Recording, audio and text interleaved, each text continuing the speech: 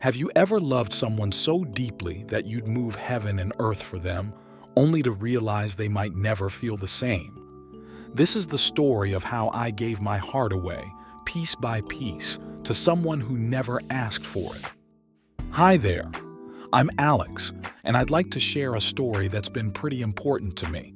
It's got some ups and downs, so you might want to grab your favorite comfort snack. I hope you'll find it interesting and maybe even relatable in some ways. It all began on a fateful September morning in Boston. The air was crisp, leaves were just starting to turn, and I was late for my first day at a new job. As I sprinted down Newbury Street, my heart racing with anxiety, I had no idea it was about to be stolen. Bam! I collided with her, Sophia. Time seemed to stop as I looked up into the most captivating green eyes I'd ever seen. Her laugh, oh God, her laugh. It was like music, like sunshine, like everything good in this world condensed into a single sound. In that moment, I knew my life would never be the same. Little did I know just how right I was. Over the next few months, Sophia and I became inseparable. We worked in the same building, and I found myself accidentally bumping into her everywhere. But here's where it gets complicated. Sophia was in love with someone else. Ethan, tall, successful, and completely oblivious to her feelings. I watched her pine for him, her eyes lighting up whenever he entered the room. And with each smile, each laugh she shared with him, I felt my heart crack a little more. But here's the thing about love. It makes you do crazy things. And I went above and beyond crazy. I became Sophia's confidant, her shoulder to cry on, her personal cheerleader in her quest for Ethan's affection. I listened to her talk about him for hours, offering advice and comfort, all while feeling like my heart was being put through a paper shredder. But I didn't stop there. Oh no, I took it to a whole new level. Let me walk you through the lengths I went to, the pieces of myself I gave away in the name of love. It was a crisp October evening when I overheard Ethan talking about his passion for marine conservation. That night, I stayed up until 3 a.m., fueled by coffee and determination, researching local charities. 2 weeks and countless phone calls later, I had organized a company-wide beach cleanup event. Picture this. There I was at 6 a.m. on a Saturday, standing on Revere Beach. The sun was just peeking over the horizon, painting the sky in hues of pink and gold. I watched as Sophia and Ethan laughed together, picking up trash side by side. My heart ached, but seeing her smile, it made it all worth it. Fast forward to December. Sophia's favorite band, the Lumirs, announced a surprise intimate show at the Paradise Rock Club. Tickets sold out in minutes. I still remember refreshing my browser frantically, my hands shaking. When I finally got through, I spent my entire Christmas bonus on 2 front-row tickets. The night of the concert, I called Sophia, faking a terrible flu. "You should take Ethan," I suggested, my voice hoarse from practicing my sick voice all afternoon. I spent that night alone in my apartment, watching old movies and imagining Sophia's joy as she danced to her favorite songs, just feet away from the band. But the true test of my devotion came in the dead of winter. It was late January, and Ethan's birthday was approaching. I remembered Sophia mentioning his love for obscure 19th century literature. That's when I hatched my craziest plan yet. I used all my vacation days and flew to a tiny bookshop in San Francisco. The owner, an elderly man named Giuseppe, had a reputation for finding impossible-to-locate books. I spent 3 days in that dusty shop, sleeping on a cot in the back room as Giuseppe worked his magic. On the 3rd day, he emerged triumphant, holding a first edition of Ethan's favorite novel.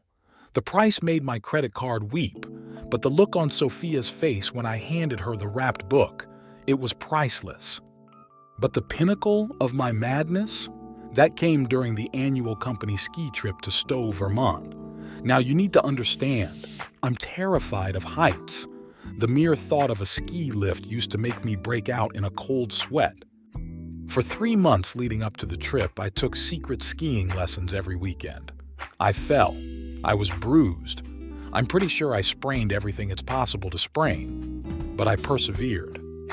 The day of the trip arrived. As we ascended the mountain, my knuckles white on the ski lift bar, I watched Sophia's face.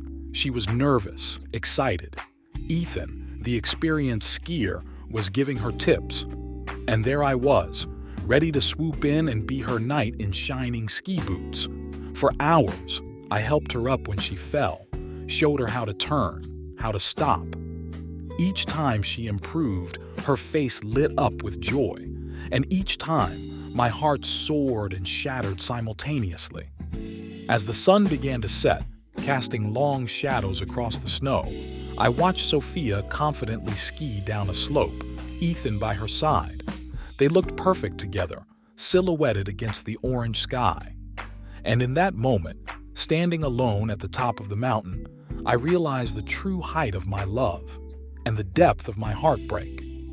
Looking back now, I can see the beauty and the madness in all these gestures, each one a testament to the power of love, but also to the danger of losing yourself in someone else's story.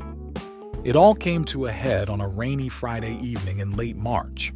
The office had emptied out early for the weekend, but Sophia and I stayed behind, working late on her big presentation.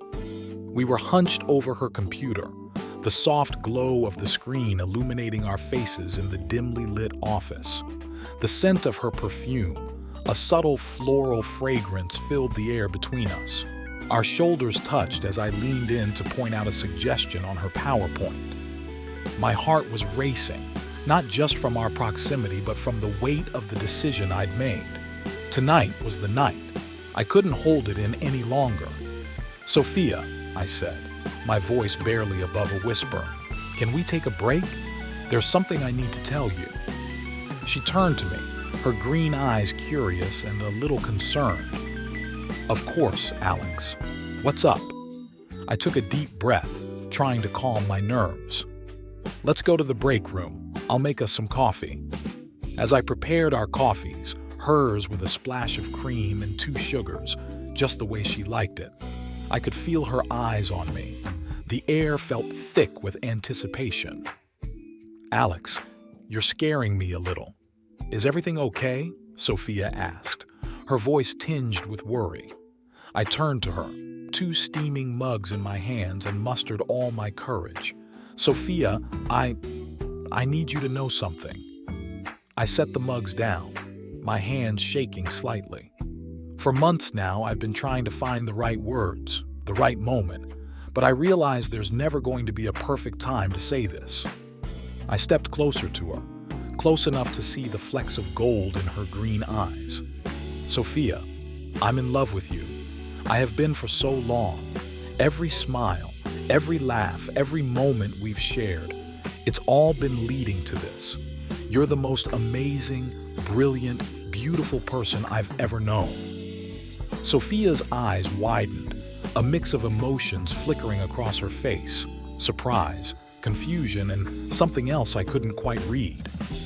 "Alex, she started, but I gently placed a finger on her lips. "Please, let me finish. I know you have feelings for Ethan.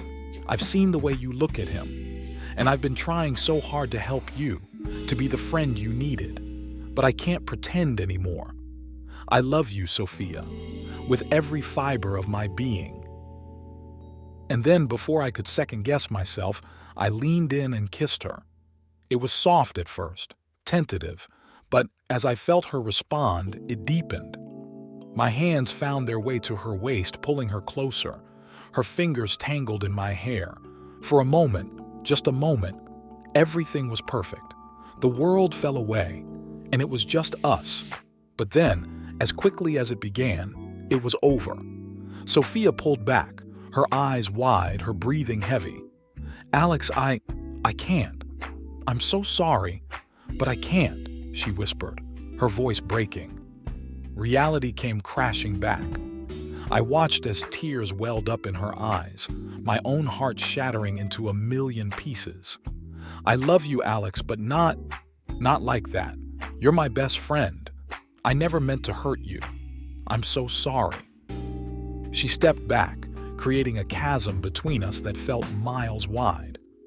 "Sophia," I said, my voice barely a whisper, "I wish we could exchange hearts, just for a moment.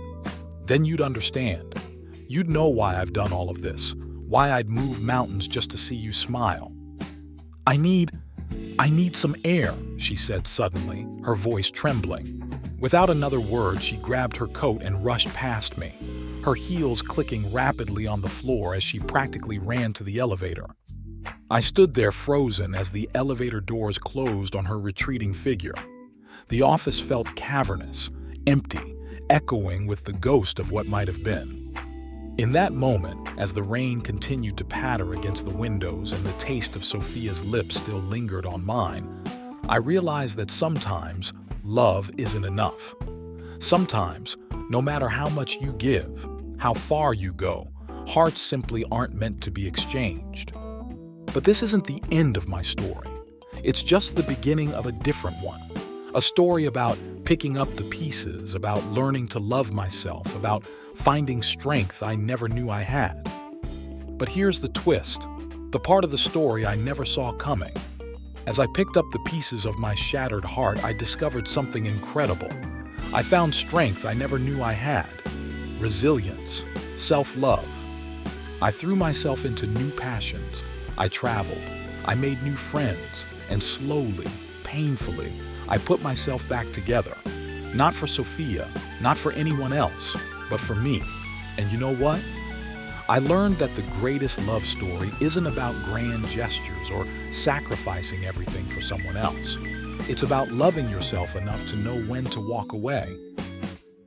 So here I am, a year later, scarred, but stronger. And Sophia, last I heard, she and Ethan finally got together. And you know what? I genuinely wish them well, because that's what real love is, wanting happiness for someone, even if it's not with you. As Alex's story comes to a close, we're left with powerful questions about love, sacrifice, and self-discovery. His journey reflects emotions and experiences many of us can relate to. And that's what Heartstrings is all about. We bring you these captivating stories of love and heartbreak that speak to truths within all of us. Each story we share is a window into the complex world of human relationships, crafted to entertain, inspire, and maybe even help us understand our own hearts a little better. Did Alex's story resonate with you? Have you ever found yourself in a similar situation, or perhaps made grand gestures for unrequited love? We'd love to hear your thoughts in the comments below. If you enjoyed this journey into the depths of unrequited love, don't forget to like this video and subscribe to Heartstrings. Every week, we bring you a new tale of love, loss, and everything in between, each one a unique exploration of the human heart. This is Heartstrings, where we share stories that tug at your heartstrings. Until next time, keep your hearts open to love in all its forms, and remember, in life, as in our stories, you're the author of your own love story. Make it a good one.